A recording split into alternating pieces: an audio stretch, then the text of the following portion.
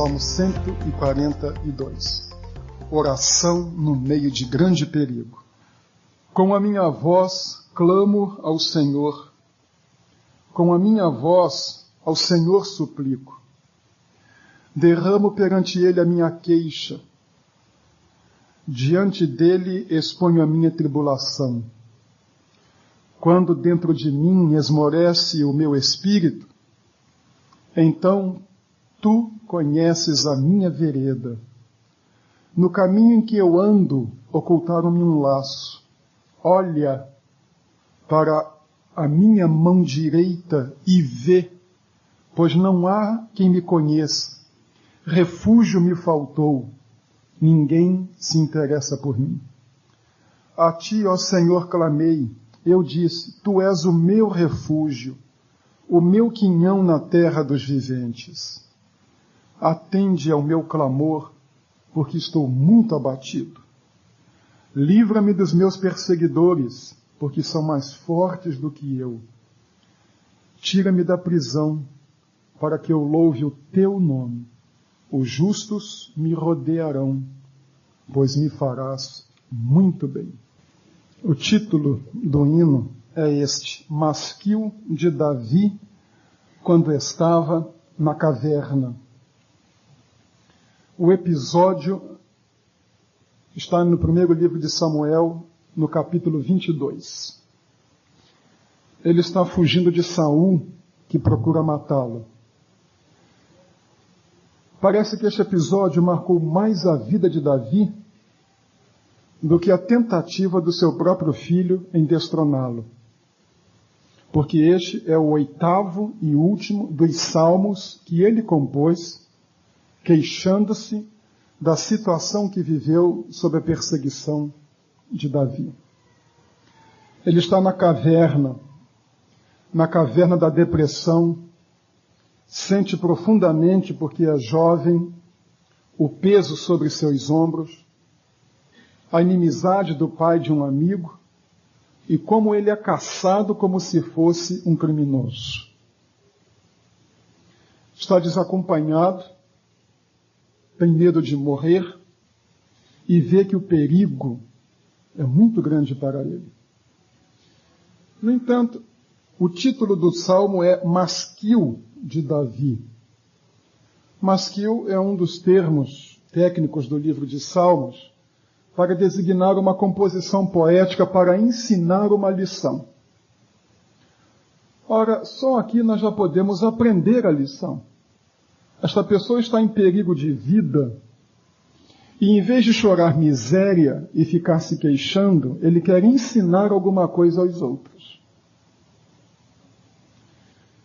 Nós devemos prestar atenção no texto do Salmo, porque a semelhança de Davi, muitas vezes nós também passamos pela caverna, passamos pela depressão. Se você nunca passou pela caverna da depressão, eu não sei se dou os parabéns ou digo para se preocupar. Quem é que nunca se sentiu aflito? Quem nunca sentiu a hostilidade de um inimigo poderoso? Quem nunca enfrentou uma compreensão no trabalho ou dentro de casa?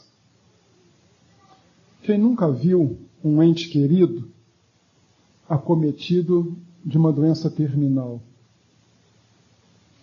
Quem nunca viu o desemprego, a doença, a incompreensão, a discórdia baterem à sua porta? Quem é que nunca esteve numa caverna? Davi estava na caverna da depressão.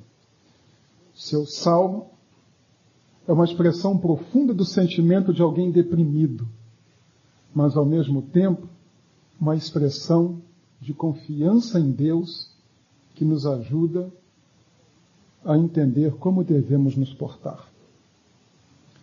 Analisando este salmo, eu gostaria de ver com os irmãos, dentro da estrutura dele, 3 aspectos. Primeiro, a situação de um homem na caverna. Segundo, a atitude de um homem na caverna. Terceiro, o pedido de um homem na caverna. Vejamos a situação de um homem na caverna, versículos 3 e 4. Quando dentro de mim esmorece o meu espírito, então tu conheces a minha vereda.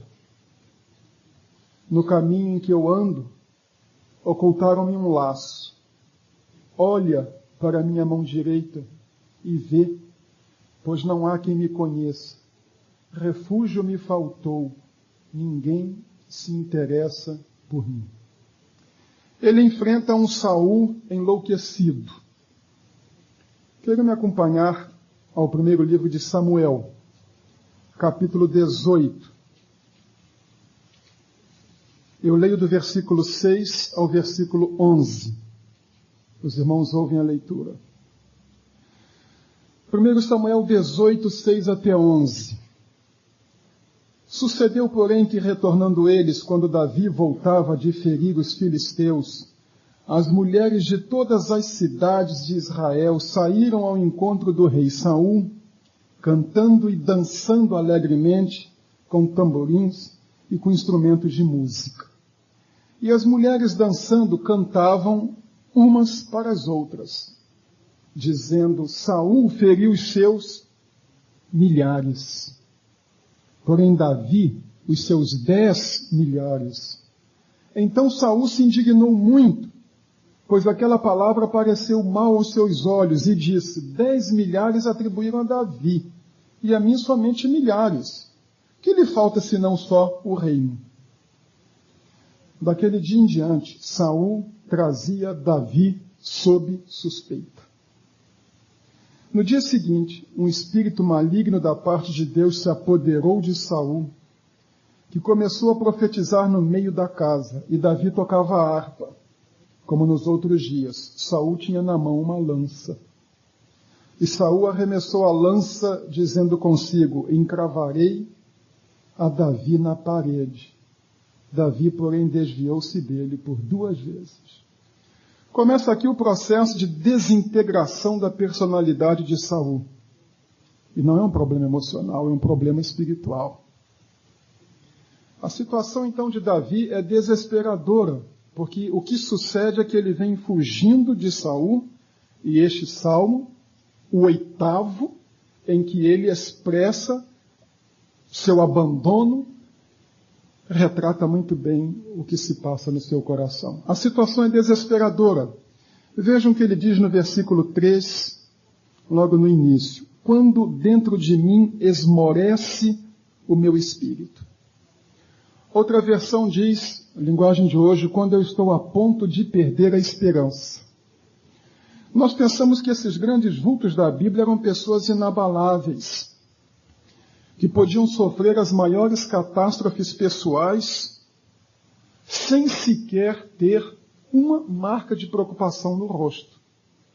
Mas ele diz, quando eu estou a ponto de perder a esperança.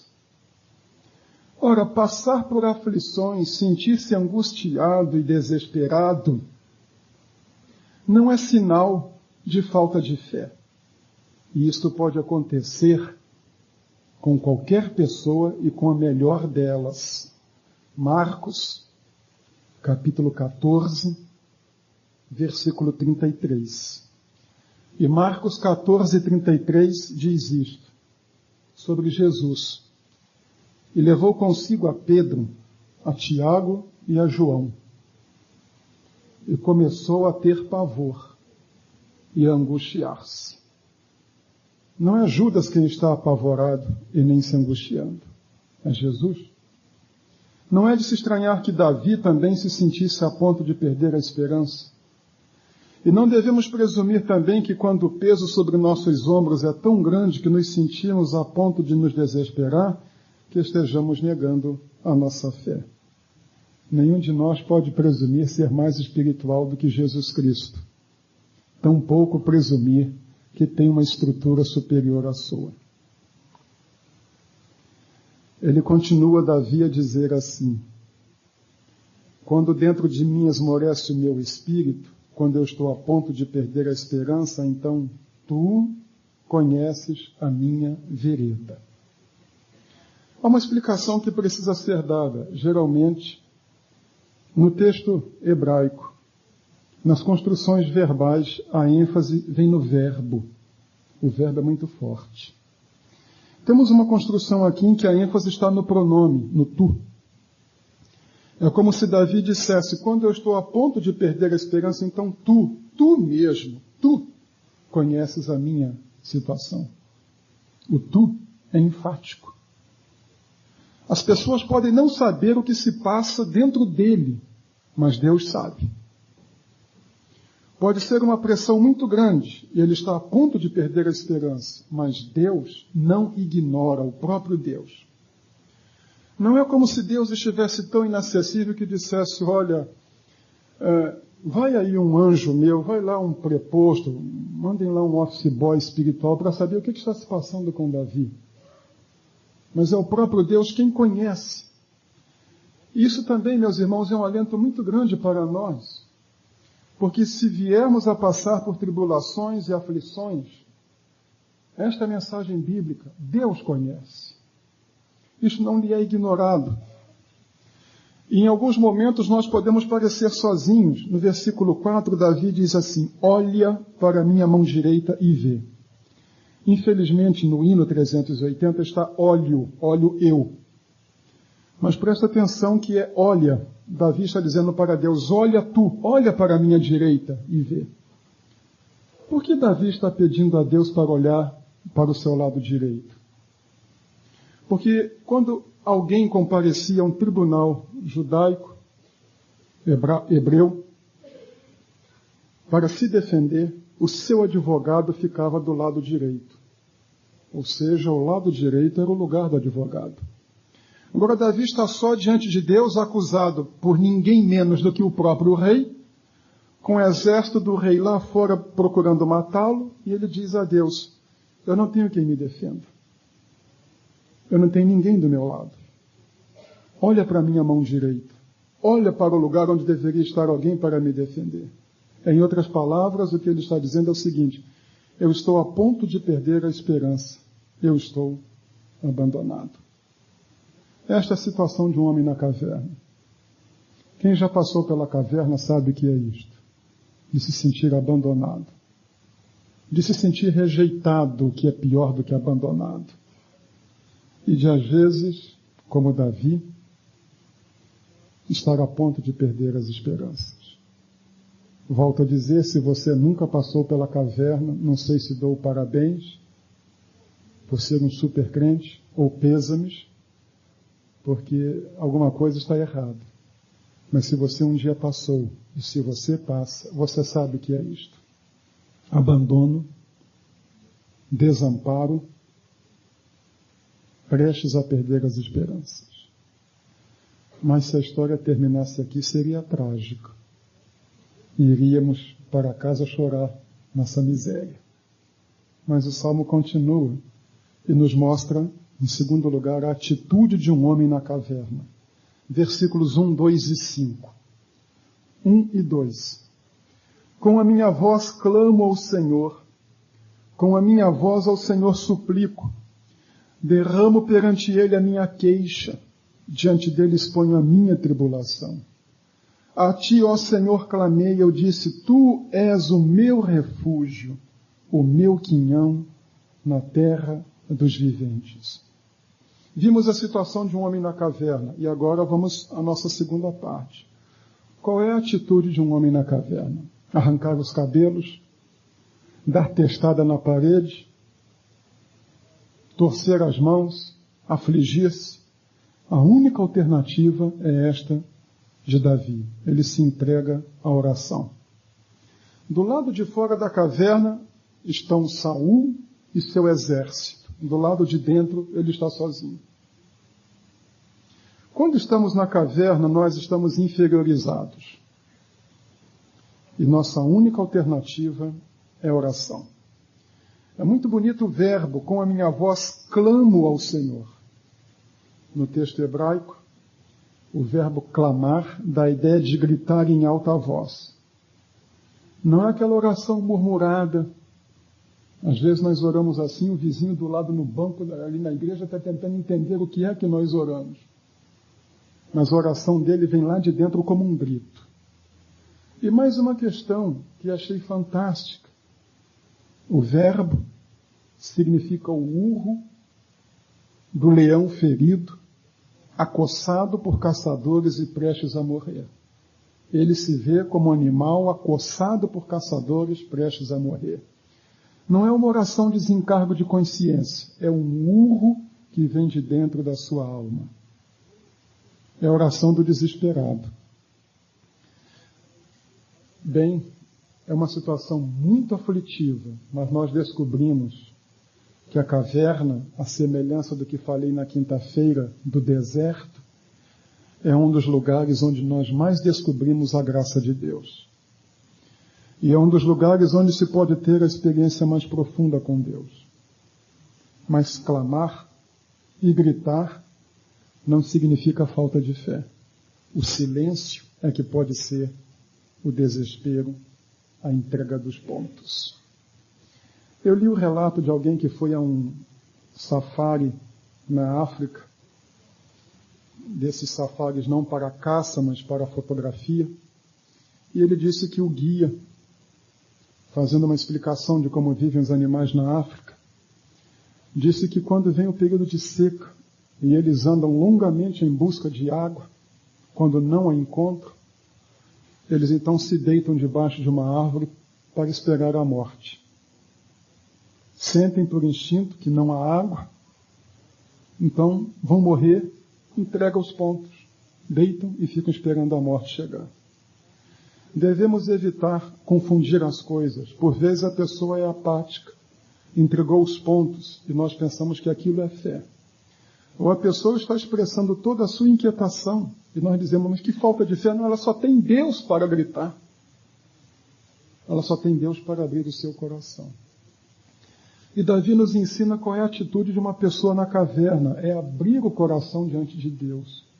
Não mascarar os sentimentos. Porque ficou muito arraigada entre nós a ideia de que crente não tem problema. E se tiver problema é porque está em pecado. Que a nossa vida é uma vida de sorriso constantemente afivelado no rosto. Tudo bem? Tá tudo bem, sim. Tá tudo bem. Nós não podemos dizer que temos problemas. E se dissermos às pessoas que perguntaram se está tudo bem, até vão embora. Nós aprendemos que na caverna, ali está o melhor lugar para dialogar com Deus. Para compartilhar as emoções com Deus. Jesus esteve na caverna, como vimos em Marcos 14:33. Começou a angustiar-se e a ter pavor. Por isso nós lemos em Hebreus, no capítulo 5, no versículo 7. O qual, nos dias da sua carne, tendo oferecido com grande clamor e lágrimas, orações e súplicas ao que o podia livrar da morte. Ele também orou, também chorou, também gritou. Também esteve na caverna. Por isso, quando abrimos o coração para com Deus, nós não oramos a um Deus distante e inacessível. Os deuses gregos eram impassíveis. Eles eram apáticos. Eles não sentiam. O Deus cristão é um Deus não apenas simpático, mas é um Deus empático. É um Deus que sofre com a pessoa. Deus sabe o que é sofrer. Porque a segunda pessoa da Trindade também esteve na caverna. Também foi caçado. Também chorou. Também se afligiu. O que faz uma pessoa na caverna? Ela se abandona aos cuidados de Deus. E aí, terceiro e último aspecto de nosso salmo, o pedido do homem na caverna. Do versículo 5 a 7. A ti, ó Senhor, clamei. Eu disse, tu és o meu refúgio, o meu quinhão na terra dos viventes. Atende ao meu clamor, porque estou muito abatido. Livra-me dos meus perseguidores, porque são mais fortes do que eu. Tira-me da prisão para que eu louve o teu nome. Os justos me rodearão, pois me farás muito bem. Sua palavra no versículo 6, atende ao meu clamor. Ele quer uma coisa, ele quer algo. Ele diz aqui, estou muito abatido. Literalmente, eu estou perdendo as forças. Se o Senhor não me socorrer, eu não vou durar muito. Atende ao meu clamor, porque estou perdendo as forças. Continua aqui a sua oração, no versículo 6. Livra-me dos meus perseguidores. Também a expressão literal é esta, livra-me dos cães de caça. Já viram aqueles filmes ou desenhos animados daqueles cães atrás de uma raposa? É assim que ele se sente. Livra-me dos cães de caça que estão nos meus calcanhares. Não deve ser muito fácil ter um bando de pitbull correndo atrás de si. É assim que ele se sente. Eu tenho esse bando de pitbulls atrás de mim. E aí, continua ele, porque são mais fortes do que eu.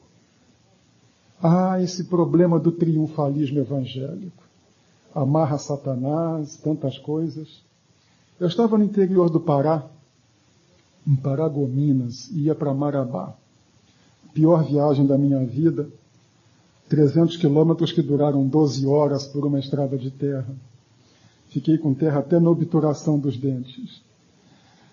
Mas o ônibus saía às 4 da manhã, não tinha como dormir, fiquei assistindo televisão.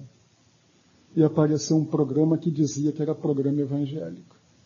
Eu já tinha ouvido falar da aeróbica do Senhor do Padre Marcelo, mas naquele dia eu vi o karatê do Senhor de um pastor.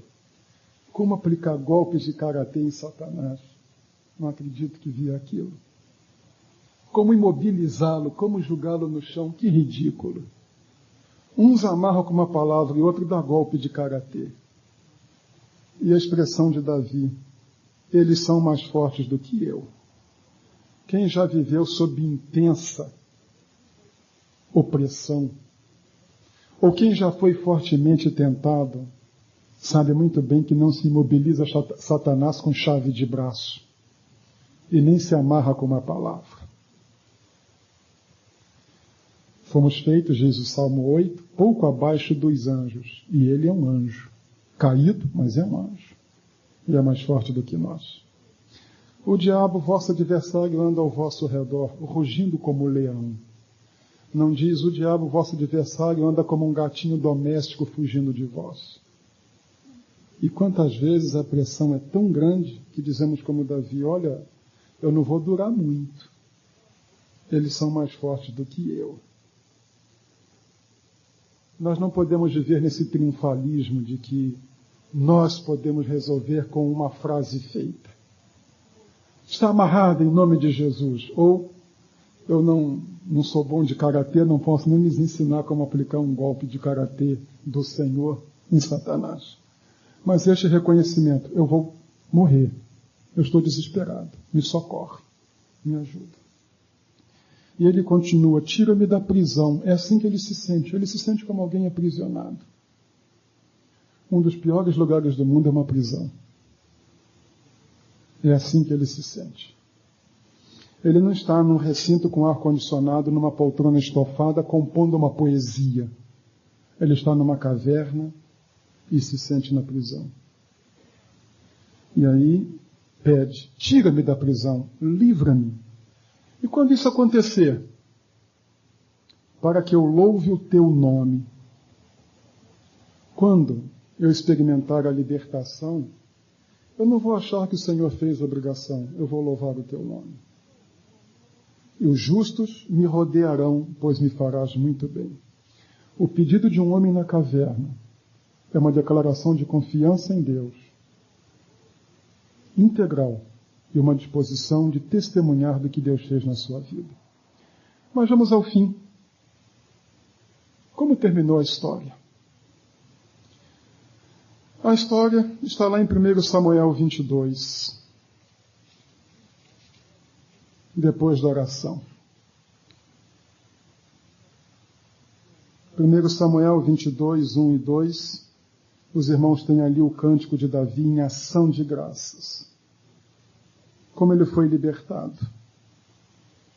E quando ele estava na caverna e se sentia sozinho, completamente abandonado, esta caverna era a caverna de Adulão. Diz o texto bíblico, ajuntou-se a Davi todo amargurado, endividado. Ou seja, seria hoje praticamente toda a população brasileira, a não ser uns poucos. Mas um grupo enorme foi procurar por Davi. E este grupo, que procurou por Davi na caverna, quando ele estava só e se juntou a ele, formou o núcleo que garantiu o seu reino depois. Foram os homens de confiança de Davi. E que coisa fantástica. Num dos momentos mais dolorosos da sua vida, ele recebe o socorro e o livramento de Deus, porque o próprio Saul reconhece como estava errado. Mas Davi recebe a solidariedade de amigos que vão acompanhá-lo por toda a sua vida. Passar pela caverna não é tão miserável assim. Pode ser uma experiência profunda quando se pede o livramento e quando se reconhece o livramento. Fé não é estoicismo, ser impassível. Zenon, não o que julgou no Guarani, o filósofo passado, era estoico. E ele foi tornado escravo. Seu senhor pegou-lhe o braço, foi torcendo, para ver se a filosofia de Zenon era compatível com o seu procedimento.